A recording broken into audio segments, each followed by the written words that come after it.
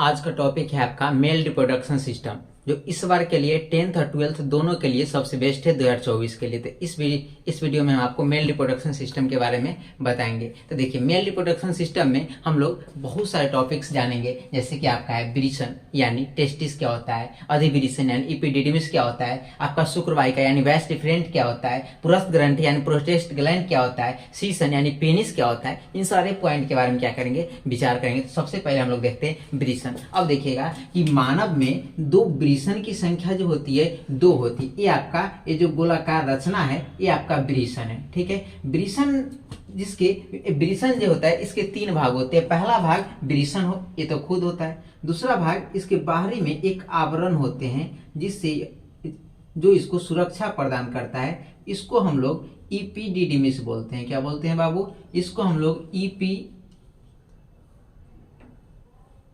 इपिडिडिमिस बोलते हैं। क्या बोला जाता है? इपिडिडिमिस बोला जाता है। यानी इसको हिंदी में बोले तो अधिविरिसन बोलते हैं। क्या बोलते हैं? अधिविरिसन। उसके बाद ये आपका विरिसन हो गया, और इसके अंदर में बनने वाला जो हार्मोन है इसको हम लोग बोलते हैं मतलब स्पर्म। क्या बोलते हैं? स्पर्म यानी शुक्राणु। इसके और इसमें एक हार्मोन बनता है जिसका नाम है या टेस्टोस्टेरोन हार्मोन। टेस्टोस्टेरोन हार्मोन क्या नाम है? Testosterone hormone. यानी ये आपका टेस्टिस है। ये जो है आपका टेस्टिस है। टेस्टिस से निकलने वाला जो हार्मोन है ना वो आपका टेस्टोस्टेरोन हार्मोन है। यानी टेस्टिस से जो हार्मोन निकलेगा वो टेस्टोस्टेरोन हार्मोन है। इसमें जो बनता जो है वो आपका स्पर्म बनता है। और टेस्टोस्टेरोन हार्मोन जो होता है ना ये बहुत ही ज्यादा गंध करता है। अब यहाँ पर समझेंगे कि ये टेस्टिस जिसमें जो स्पर्म जो बनता है, यानी टेस्टिस की संख्या तो दो होती है, और इसमें जो स्पर्म बनता है वह एक बार में 7 ml स्पर्म बनता है। कितना बनता है? 7 ml। यानी हमारे शरीर में सेक्सुअल क्रिया के दौरान अगर जो स्पर्म निकलता है वो 7 ml स्पर्म क्या करता है? निकलता है। और ये जो इपिडिडिमिस है इस स्पर्म की क्या करता है? सुरक्षा प्रदान करता है। अब बात कर ले इस टेस्टिस के बारे में। टेस्टिस के बारे में बात करेंगे तो टेस्टिस जो है हमारा फर्स्ट सेक्सुअल कैरेक्टर कहलाता है, यानी प्रथम लैंगिक पहचान। मतलब कोई लड़का है, इसकी सबसे बड़ी पहचान ये है कि उसके अंदर टेस्टिस होनी चाहिए। अगर उसके अंदर टेस्टिस ही नहीं है तो फिर अन्यथा लड़का नहीं है, वो आपका हिजरा हो जाएगा। यानी प्रथम पहचान हमारा होना चाहिए कि टेस्टिस होनी चाहिए। इसका दूसरी पहचान ये होती है कि उसके अंदर जो है टेस्टोस्टेरोन हार्मोन बनना चाहिए, जो 12 वर्ष की उम्र से क्या होता है? लड़के में बनना प्रारंभ हो जाता है। कितने वर्ष की उम्र से? 12 वर्ष की उम्र से जब यह टेस्टोस्टेरोन हार्मोन बनना प्रारंभ हो जाता है तो क्या होता है कि लड़के जो है, लड़के को समझ में आ जाती है कि हमें जो है हम एक लड़का है तो हमको एक लड़की की जरूरत है या फिर एक लड़की को भी ये समझ में आ जाता है। इस एज को हम लोग पुबर्टी एज बोलते हैं। कौन सी एज बोलते हैं? पुबर्टी एज बोला जाता है। अब इससे आगे अगर हम लोग बात करेंगे तो टेस्टोस्टेरोन हार्मोन के कारण ही एक लड़का जो होता है अपने से अपोजिट लिंग के तरफ आकर्षित होता है।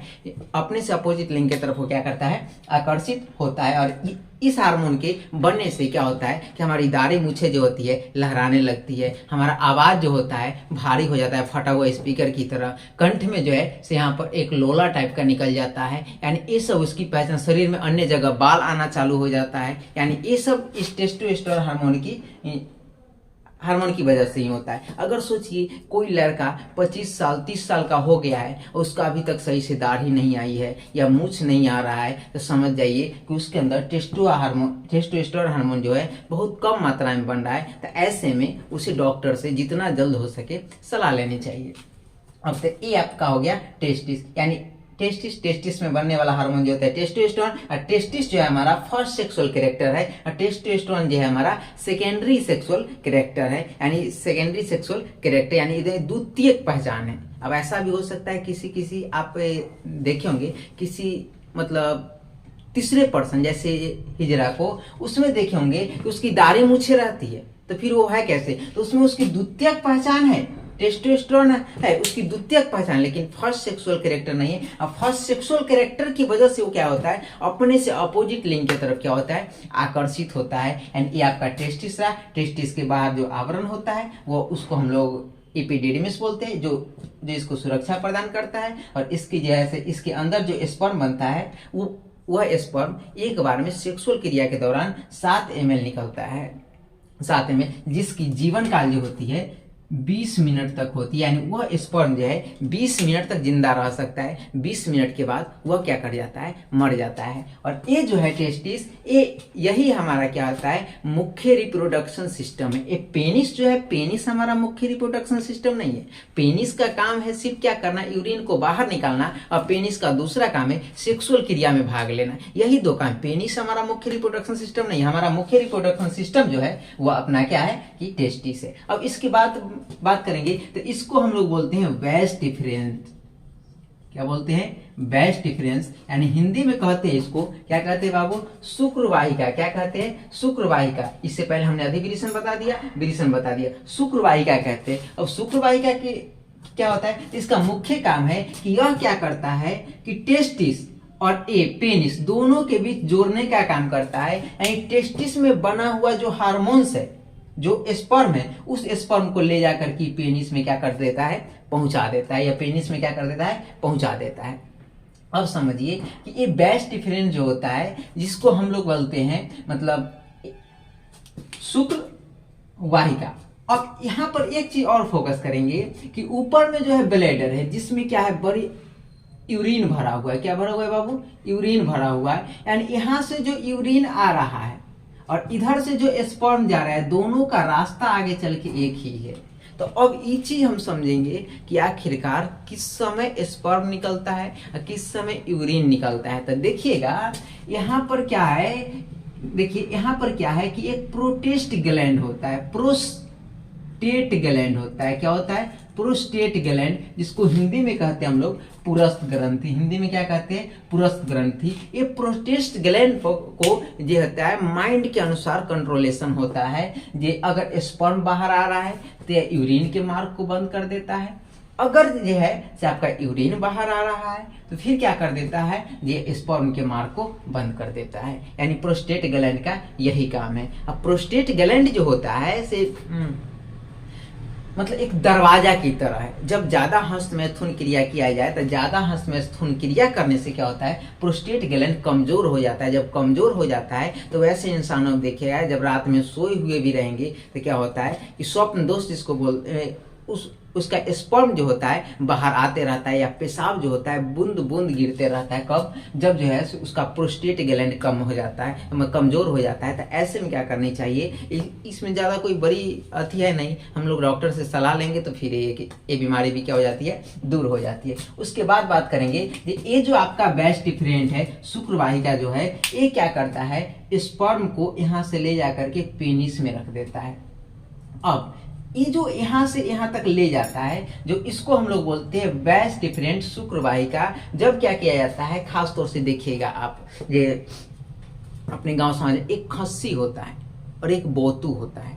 तो खस्सी में क्या होता है, ये टेस्टिस काट करके हटा दिया जाता है। जब टेस्टिस काट करके हटा दिया जाता है तो वो खस्सी बन जाता है, या बैल बन, या गाय पे बात करेंगे जो बैल बन जाता है, अगर बैल पे बात करेंगे तो। लेकिन अगर वही चीज अगर एक काट करके नहीं निकाला जाता है तो या तो बोतू बन जाता है या उधर सांड बन जाता है। अब एक चीज देखिएगा कि अब मनुष्यों में क्या होता है कि जो किया जाता है, एक होता है नसबंदी और एक होता है नलबंदी। तो महिलाओं में जो होता है नलबंदी होती है, महिलाओं में नसबंदी नहीं होता है। अब पुरुषों में जो होता है नसबंदी होता है, जिस नसबंदी को हम बोलते हैं वैस्कोटोमी। क्या बोलते हैं, वैस्कोटोमी। क्या बोला जाता है, वैस्कोटोमी। यानी ये वैस डिफरेंस को काट देना।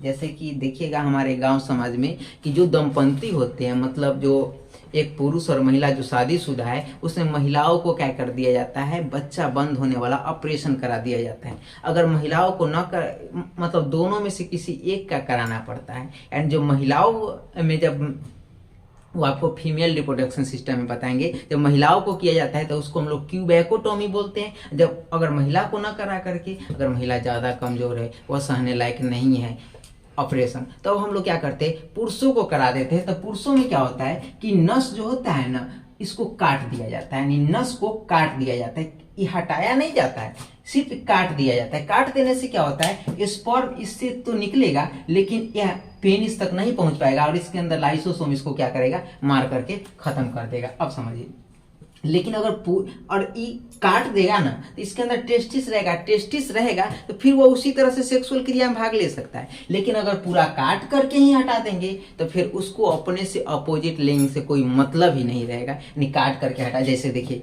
बैल या खस्सी की बात करते हैं, इसको अपने से अपोजिट लिंग से कोई मतलब ही नहीं रहता है। लेकिन पुरुषों में क्या होता है, काट करके हटाया नहीं जाता है, सिर्फ नस काट दिया जाता है ताकि इसमें बनने वाला जो स्पर्म है वो पेनिस तक नहीं पहुंच पाए। और पेनिस तक नहीं पहुंच पाएगा तो फिर आगे की, अब आगे देखिए यहाँ पर क्या है आपका, ये प्रोस्टेट ग्लैंड निर्भर करता है कि इससे स्पर्म जाएगा या फिर इससे स्पर्म जाएगा या फिर क्या आएगा, यूरिन आएगा। उससे आगे अगर बात करेंगे तो ये हमारा पेनिस है। लास्ट टॉपिक हमारा पुरुष ग्रंथि हो गया, लास्ट टॉपिक हमारा सीसन है। क्या है, सीसन। अब सीसन पेनिस पे बात करते हैं। देखिएगा पेनिस का जो अग्र भाग रहता है जिससे पेशाब निकलता है उसको हम लोग म्यूटस बोलते हैं। क्या बोलते हैं, म्यूटस बोलते हैं, यानी जिससे पेशाब जो निकलता है उसको हम लोग म्यूटस बोलते हैं। उसके बाद पेनिस का जो ये जो अग्र वाला सिरा रहता है, ये जो थोड़ा उठा हुआ है, इसको हम लोग क्या बोलते हैं, इसको बोलते हैं हम लोग कोरोना। क्या बोलते हैं, कोरोना। और ये दोनों के बीच में जो सॉफ्टली भाग है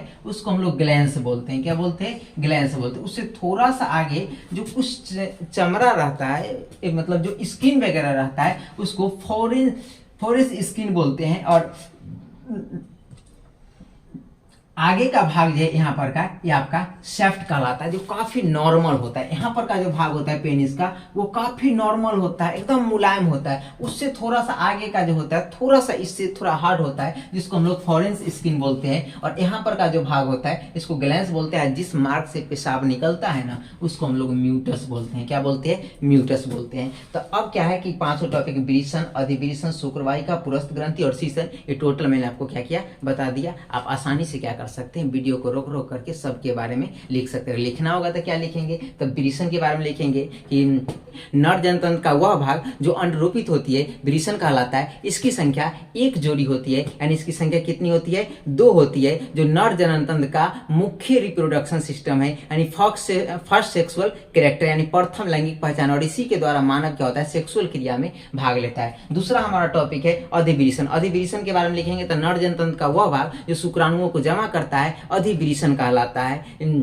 यह शुक्राणुओं का देखिए सुरक्षा कर रहा है ना, तो ये शुक्राणुओं का सुरक्षा कवच भी होता है। तीसरा टॉपिक है हमारा ये शुक्रवाहिका। शुक्रवाहिका में क्या लिखेंगे, तो लिखेंगे जो नर जनतंत्र का वह भाग जो टेस्टिस और पेनिस को जोड़ती हो शुक्रवाहिका कहलाती है, शुक्रवाहिका कहलाता है। और यह जो है टेस्टिस में बने हुए स्पर्म को पेनिस तक पहुंचाने का काम करता है। लास्ट है चौथा हमारा पुरुष ग्रंथि। अगर पुरुष ग्रंथि के बारे में लिखना होगा तो पुरुष ग्रंथि के बारे में हम लिखेंगे वह ग्रंथि जो मूत्रमार्ग और शुक्रवाहिका, वह ग्रंथि जो मूत्रमार्ग और शुक्रवाहिका के अंतिम मार्ग पर स्थित होता है पुरुष ग्रंथि कहलाता है। इसकी यह गोलाकार रचना होती है जो पेशाब निकलते समय शुक्रवाहिका को बंद कर देती है, जो पेशाब निकलते समय शुक्रवाहिका को बंद कर देती है, पेशाब निकलते समय, और स्पर्म निकलते समय वह क्या कर देती है, ये मूत्रमार्ग को बंद कर देती है। लास्ट है हमारा सीसन। अगर सीसन के बारे में लिखना होगा तो डायरेक्टली हम लिख सकते हैं कि नर जनतंत्र का वह भाग जो स्पर्म एवं यूरिन को बाहर निकालता हो, नर जनतंत्र का वह भाग जो स्पर्म और यूरिन को क्या करता हो,